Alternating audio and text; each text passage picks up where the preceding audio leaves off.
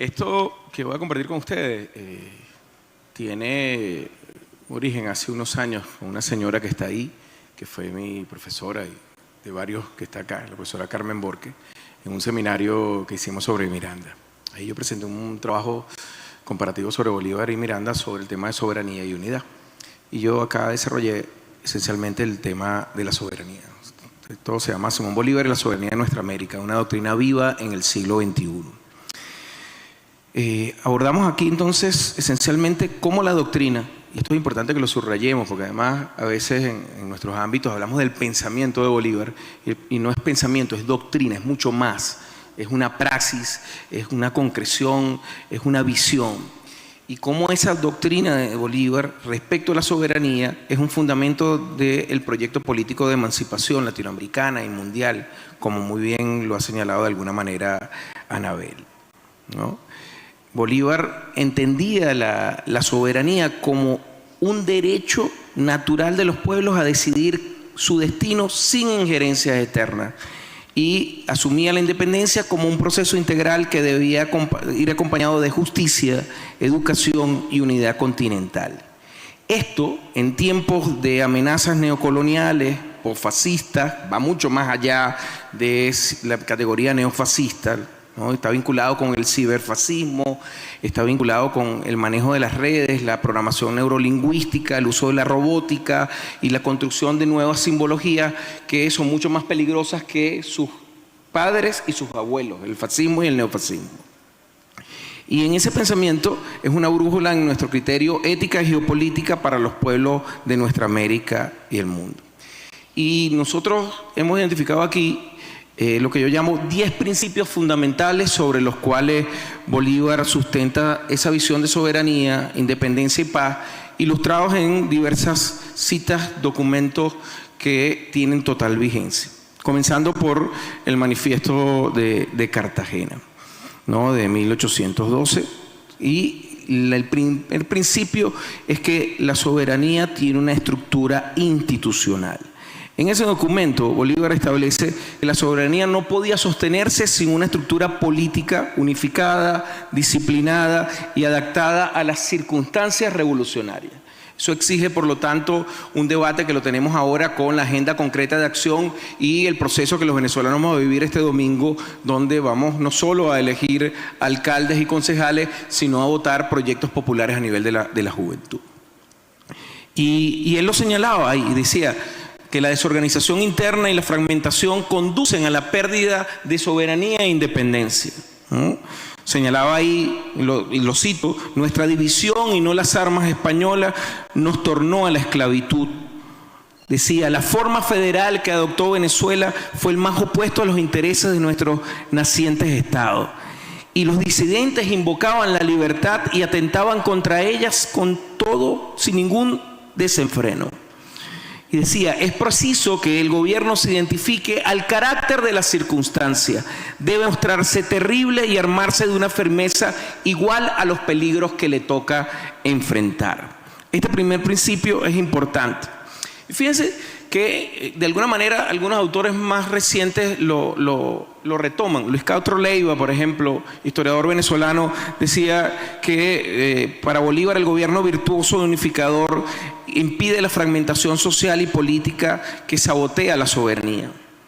Germán Carrera Damas, profesor de varios de los que está acá y con los que con todo el respeto hemos tenido diferencias con respecto al abordaje de Bolívar, incluso dice que la conciencia prematura de Bolívar sobre el vínculo de institucionalidad fuerte y soberanía nacional es exaltable en todo momento. Elías Pino Iturrieta, otro historiador también con el que hemos tenido serias diferencias sobre este debate, señala que la revolución que plantea Bolívar está basada en el manejo de la soberanía. Ese primer principio, entonces, de cómo la soberanía debe llevar una práctica de organización política, es algo que la revolución bolivariana, como muy bien lo ha dicho Anabel, lo asume en estas circunstancias.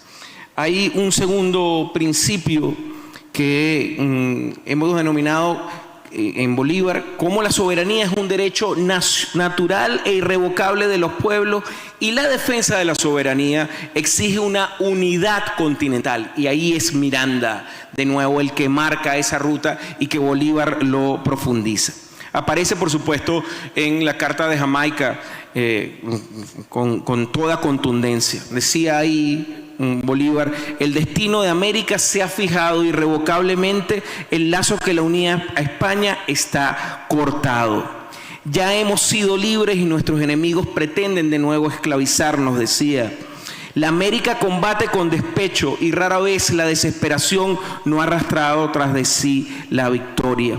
Es una idea grandiosa, decía, pretender formar de todo el nuevo mundo una sola nación con un solo vínculo que ligue sus partes entre sí y con el todo. Menos difícil es unir los dos continentes, decía, y recordaba, que reconciliar los espíritus de ambos países. Leopoldo Sea, ese insigne profesor de la Universidad Nacional Autónoma de México y que trabajó el tema de la historia de las ideas, decía que Bolívar concibe la soberanía como expresión de una identidad histórica americana, de la cual hablaba Anabel en este momento, no como una simple emancipación jurídica, y esto trasciende como un principio importante en ese sentido. Y Bolívar no solo denuncia la opresión colonial, sino que propone una arquitectura política sobre la base de la autodeterminación continental. Y eso es lo que lo hace sumamente peligroso en un contexto, como muy bien decía Ana Esther esta mañana, de una guerra absolutamente cambiante que camufla, que mimetiza sus formas para intentar ocultarse. Hay un tercer principio que nosotros identificamos y es la soberanía como proyecto continental. De nuevo, insisto, ahí en la Carta de Jamaica, pero además la soberanía como una moral republicana. Eso es, se consolida mediante una virtud republicana. Decía Rodríguez, para crear repúblicas hay que crear republicanos, ¿no? Y eso tiene que ver con la educación del pueblo, una educación popular. Tanto en el discurso de Angostura como en otros elementos, plantea que la soberanía no puede sostenerse sin una ciudadanía virtuosa y educada. Y eso transforma, por lo tanto, la lucha de la soberanía por una lucha por la igualdad. Y eso transforma el ejemplo que nosotros hemos venido construyendo en Venezuela en un peligroso ejemplo. Cuando Obama, y esto es una discusión que la hemos tenido con algunos compañeros de la Cancillería y algunos otros compañeros de la estructura política, realmente somos una amenaza inusual. Lo somos, no lo neguemos, pero no lo somos por tener armas de destrucción masiva, no lo somos por tener un ejército. Somos una amenaza inusual y extraordinaria por lo que hacemos, por el ejemplo, por la dignidad, por la constancia, por la frecuencia y sobre todo por la memoria histórica de lo que significa Bolívar en medio de la crisis mundial. Y lo somos, asumámoslo como tal, sin ningún tipo de problema. Y lo decía en el discurso de Angostura: un pueblo pervertido, si alcanza su libertad, muy pronto vuelve a perderla. Y es lo que ha evitado que nosotros perdamos. Cuando nosotros vemos todo y aquí lo hablo ahora como politólogo, no lo hablo como historiador, cuando vemos todo lo que han hecho contra nosotros, es que la respuesta de nosotros ha permitido el fracaso de todos los manuales de desestabilización que han funcionado en Siria, que funcionaron en Irak, que funcionaron en Libia, que han funcionado en otras partes de América Latina. Todos han fracasado, y es que esa educación virtuosa de la cual nos hablaba Bolívar, y esa educación virtuosa que se concretó en que Venezuela después de Cuba haya sido la democracia que mayor incorporación tenga al sistema educativo, nos ha convertido en una fortaleza imbatible, indetenible, y es lo que nos hace realmente, insisto, una amenaza inusual y extraordinaria. Hay un cuarto. Luis Brito lo decía en alguno de sus escritos, decía: el poder moral es la propuesta bolivariana para blindar la soberanía desde una conciencia colectiva, desde una memoria histórica colectiva. Gustavo Pereira, ese extraordinario poeta, autor del preámbulo de nuestra hermosa Constitución, decía: Bolívar entendía que la paz no se decreta, se educa, y que la soberanía no se impone, se cultiva desde el ejemplo, desde la virtud, desde el compromiso indudable. Un cuarto elemento que tenemos que ver al principio es que la soberanía es la defensa frente a injerencias extranjeras. Y lo vemos reflejado perfectamente en las cartas de Bolívar a Irving entre 1818 y 1819. Recordemos, con bandera norteamericana introducen las goletas Tigres y Liberty en el canal que conduce hacia Ciudad Bolívar. Angostura en ese momento son detenidas, violentando la aparente neutralidad, y comienza unas misivas entre Bolívar y Irving, donde termina amenazándonos, ¿no? Y es la primera muestra concreta de una praxeología en el sentido de lo que nos hablaba Simón Rodríguez, ¿no? Una topofilia, un amor a lo propio y a la defensa de eso propio como un escudo, como una barrera, como una estructura antimisil para evitar, por supuesto, la pérdida. El agente norteamericano pretendía intervenir en decisiones judiciales internas y Bolívar respondió con firmeza, dejando claro: yo no concibo, decía Bolívar en una de las cartas, que pueda alegarse en favor de los dueños de Tigre y Libertad los derechos que el derecho de gente concede a los verdaderos neutrales. Podría haber alegado el derecho que tiene cada pueblo para decidir sobre el modo con que deben averiguarse los hechos. No permitiré, señalaba, y esto lo hemos dicho nosotros con el ejemplo, que se ultraje ni desprecie al gobierno y los derechos de Venezuela. Y aquella frase extraordinaria que nos sigue guiando en cada momento y que de alguna manera la rescató Nicolás ahora cuando recuperamos a estos venezolanos secuestrados. Lo mismo es para Venezuela combatir contra España que contra el mundo entero si el mundo entero la ofende. Lo seguimos diciendo, vamos a luchar contra todo aquel que nos ofende y que ofendiendo a Venezuela ofende a esta humanidad que debe ser cada día más humana, sin lugar a dudas. Decía el propio también Luis Brito que Bolívar entendía que la soberanía no se negocia, se ejerce con dignidad, incluso frente a potencias que se pueden presentar en algún momento como aliadas, indiscutiblemente. El quinto principio que identificamos es que la soberanía de cada república depende de la independencia y unidad de toda nuestra América. La soberanía no es una cuestión exclusivamente de una frontera territorial correspondiente a un Estado-nación. Va mucho más allá. Una de las lógicas del poscapitalismo y del posfascismo es efectivamente intentar reducir los problemas a problemas en Mali, problemas en Colombia, problemas en Venezuela, cuando son problemas que tienen que ver sobre las tensiones norte-sur. Es de nuevo lo que decía Ana Esther, un proceso de invisibilización, y ante esa invisibilización no queda más que levantar la voz con dignidad, ¿no? Y en este sentido no puede haber soberanía de cada república si no depende esa soberanía de la independencia y la unidad, no solo de nuestra América en nuestro caso, como decía Martí, sino indudablemente de todo este mundo en ese marco de estas tensiones norte y sur. Y lo vemos perfectamente expresado en términos del pensamiento bolivariano en los documentos, cartas e indicaciones que entre 1821 y 1824, en plena campaña del sur, Bolívar señala. Por ejemplo, le escribe a Santander en 1821, la Unión de América es la única garantía de nuestra independencia. 1821, 204 años después, ese planteamiento escrito a Santander sigue teniendo la misma importancia y la misma trascendencia. La Unión de América es la única garantía de nuestra independencia en menos de estas nuevas condiciones donde la cuarta revolución industrial, donde el uso de la robótica, donde el uso de la cibernética genera profundas confusiones a partir de las manipulaciones que este aparatico genera.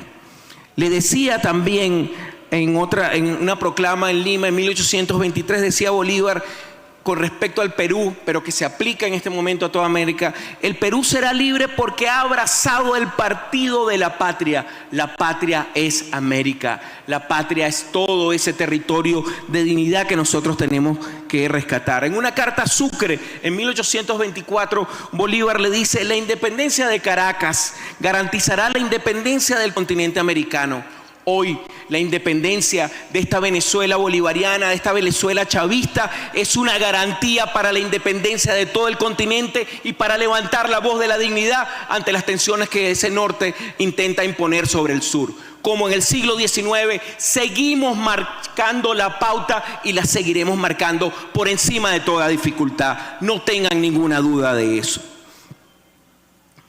Decía Vladimir Acosta en uno de sus textos algo que yo quiero compartir. Decía: Bolívar entendió que la independencia no era un acto aislado, sino una epopeya continental. Y nuestro buen amigo, rector internacional de la Universidad Latinoamericana de la Comunicación, que está sentado ahí, Fernando Buenabad, escribía en uno de sus trabajos que Bolívar concibió la soberanía como una red de pueblos libres, no como repúblicas aisladas y vulnerables. Red de pueblos libres, articulados, comunicados, con esfuerzo. Son las indicaciones, mi querido Fernando, que daba en la convocatoria del Congreso Anfictiónico en un momento determinado. El sexto principio: la soberanía continental requiere institucionalización multilateral para garantizar la paz y la defensa común. Bolívar entendía que la independencia de los pueblos no estaría asegurada mientras que no existiera una estructura supranacional que protegiera sus intereses. Por eso el sentido de la CELAC, por eso el peligro de la CELAC, por eso los atentados contra la CELAC, por eso el peligro de UNASUR y su Consejo de Seguridad y Defensa, por eso el peligro de lo que nosotros venimos proponiendo en términos para afrontar el hecho de cómo han convertido a Colombia en un socio global, cómo Brasil ha cambiado la política tradicional de no articulación con los intereses, cómo el proceso en las Islas Malvinas nos sigue amenazando en el Atlántico Sur y cómo nosotros tenemos que responder a esa realidad. Lo decía en parte de los papeles del Congreso de Panamá. Decía Bolívar: después de 15 años de sacrificios consagrados a la libertad de América, es tiempo ya de que los intereses y las relaciones que unen entre sí a las repúblicas americanas tengan una base fundamental que eternice, si es posible, la duración de estos gobiernos. Tan respetable autoridad, comentaba en una parte más adelante, no puede existir sino en una asamblea de plenipotenciarios, reunidos bajo los auspicios de la victoria obtenida por nuestras armas contra el poder español. Nosotros hacíamos recientemente, compañeros, un ejercicio en el IAESEN con los doctorandos de Defensa Integral. Imagínense ustedes lo que era este continente en términos de Fuerzas Armadas, en términos de unidad para 1824. 4.000 hombres en el Istmo de Panamá, 3.500 hombres en la Capitanía General de Venezuela, 5.000 hombres en el Virreinato de la Nueva Granada, 4.500 hombres más en el Virreinato del Quito.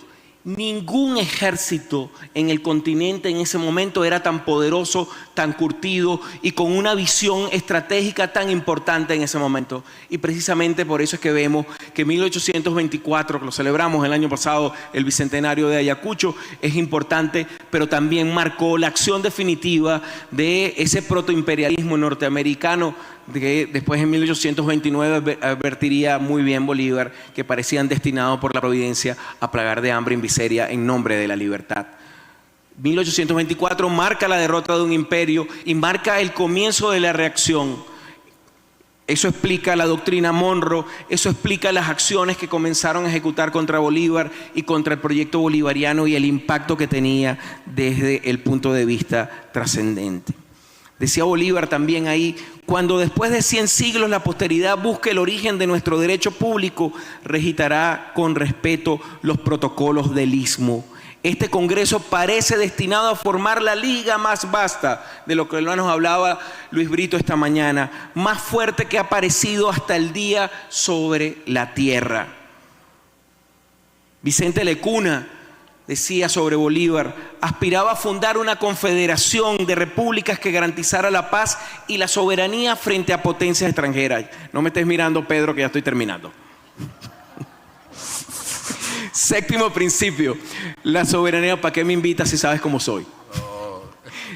Séptimo principio, la soberanía requiere una constitución justa, educación republicana y una justicia social para consolidar la paz. Anabel hablaba, y Pedro también, de la Constitución de Bolivia, el año que viene, bicentenario, 1826, también conocida como Constitución Vitalicia. En esa Constitución se propone un modelo político que garantice la estabilidad de las nuevas repúblicas, polémica sin lugar a dudas por su carácter centralista, pero propone una preocupación por la fragilidad institucional que tanto daño nos han hecho y sobre la cual nos han procurado atacar. Veamos el ejemplo de lo que hicieron en el Evo de Bolivia, veamos el ejemplo de lo que hicieron en el Ecuador de Correa, veamos el ejemplo de lo que intentaron aquí en Venezuela cuando perdimos la mayoría de la Asamblea Nacional en el 2015. El tema de la consolidación de lo institucional es clave y eso implica un cambio, y ahí hay, aunque no es objeto de esto, es un debate que nosotros hemos venido proponiendo, la idea de la democracia bolivariana, que va más allá de los adjetivos de participativo y popular y que tiene que ver con unas formas de organización, con unas formas de diálogo, con un amor a lo local, con una manera de asumir el compromiso de lo actual, que es sumamente importante. Este séptimo principio lo decía después de 1825. Compatriotas, las armas nos han dado la independencia, las leyes deben darnos la libertad, decía en una comunicación. El sistema de gobierno, que es lo que se refería a Anabel y el propio Pedro, lo decía en 1826, el sistema de gobierno más perfecto es aquel que produce la mayor suma de felicidad posible, la mayor suma de seguridad social y la mayor suma de estabilidad política.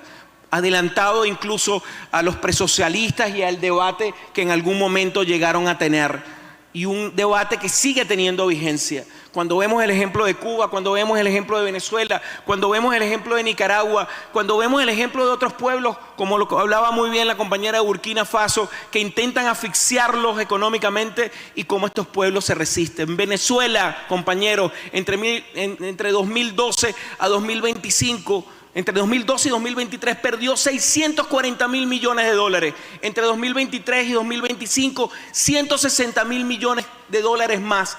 Eso hace un ingreso per cápita que desde niños, recién nacidos, abuelos, abuelas, adultos, un ingreso per cápita que hemos perdido los venezolanos de más de 24.000 dólares anuales. Y sin embargo, este pueblo sigue de pie, firme, digno, dando ejemplo y no dándose por vencido bajo ninguna circunstancia. Y eso es el valor simbólico, sin lugar a dudas, que tiene el pensamiento bolivariano. Sí, ya termino, ya nada más faltan dos. El octavo principio, la soberanía exige regeneración moral y educación cívica. Lo decía en el discurso de Angostura en 1819. La famosa frase de moral y luces son nuestras primeras necesidades. Y hablaba de la educación popular, ¿no? Y hablaba de que la esclavitud es hija de las tinieblas y un pueblo ignorante es instrumento ciego de su propia destrucción. El noveno principio que vemos para el desarrollo de la idea de soberanía y que tiene total vigencia es que exige combatir la corrupción, el despotismo y la arbitrariedad como enemigos internos de la República. Y lo señalaba en diversos momentos. Decía en una carta Páez en 1820, el que manda debe oír aunque sean las más duras verdades. Todos los moralistas y filósofos aconsejan a los príncipes que consulten a sus vasallos prudentes.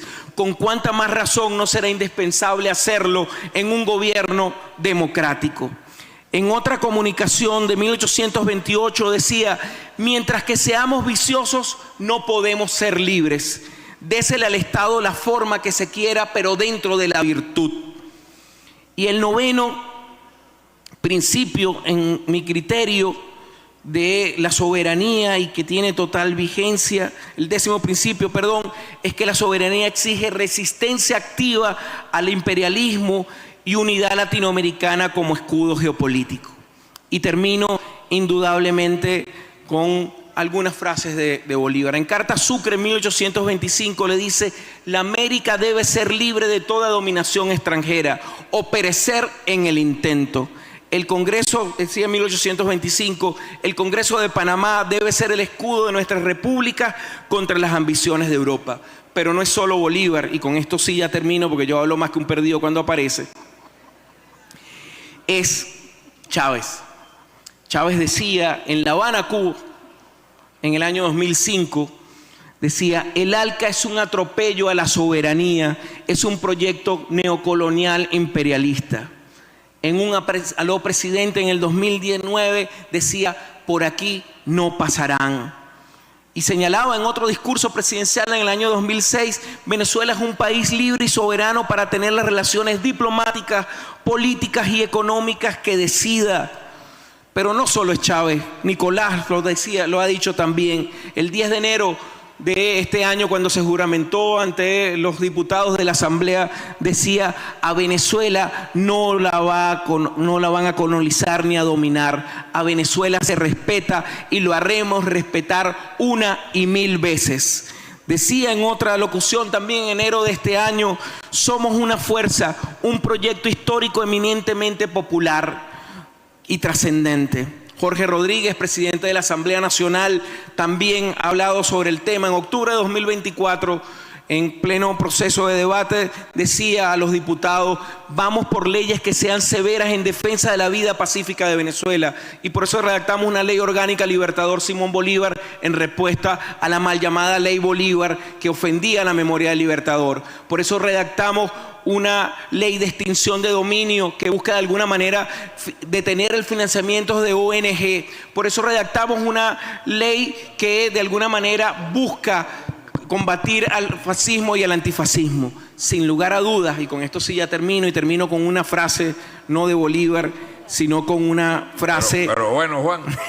Con una frase de Miguel Hernández: cantando espero a la muerte, que hay ruiseñores que cantan encima de los fusiles y en medio de las batallas. Muchas gracias. Gracias, Juan.